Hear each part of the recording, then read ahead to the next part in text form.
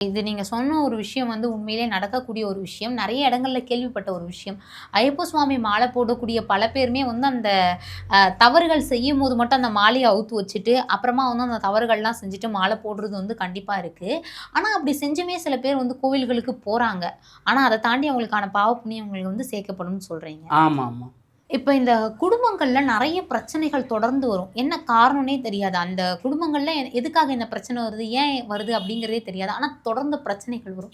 இது என்ன ஒரு காரணத்துக்காக வரும்? இப்ப இந்த மாரி குடும்பத்தில பிரச்சனைகளுக்கு வர்றதுக்கு காரணம் என்னம்மா, பில்லி சூனியம், யாவலும், செய்வினை. இந்த மாரி விஷயங்கள் అనేది இருக்கிறதுனால தான். அவங்களுக்கு வந்துட்டு குடும்பத்தில பிரச்சனைகள், ப்ராப்ளங்கள் అనేది வந்துக்கிட்டே இருக்கு. அந்த மாதிரி வந்தவங்க நம்மகிட்ட நெறைய பேர் வந்திருக்காங்க. அவங்களுக்கு என்னான்னு பார்த்துருக்கேன். பூஜையில அஞ்சனம் பண்ணி பார்த்துட்டு, அதுக்கு உண்டான பிரச்சனைகளுக்கு நிவர்த்தி பண்ணி, அவங்களுக்கு எத்தனையோ பேருக்கு நல்லது பண்ணியிருக்கேன்.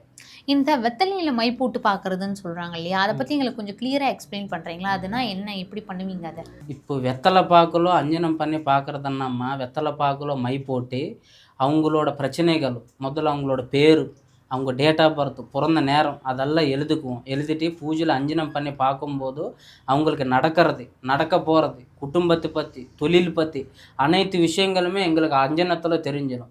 அது தெரிஞ்ச பிறகு அவங்களுக்கு என்ன பரிகாரம் பண்ணணுமோ, அவங்களுக்கு பூஜை செஞ்சு பரிகாரம் பண்ணி நிவர்த்தி பண்ணுவோம். சில சமயத்தில வந்துட்டு நம்மளுக்கு வீட்ல, குடும்பத்தில தூக்கம் வரதில்ல சுவாமி தூங்குனாலும். அதுக்கு என்ன காரணம் சுவாமின்னு கேட்பாங்க. அதுக்கு காரணம் இதே தான்.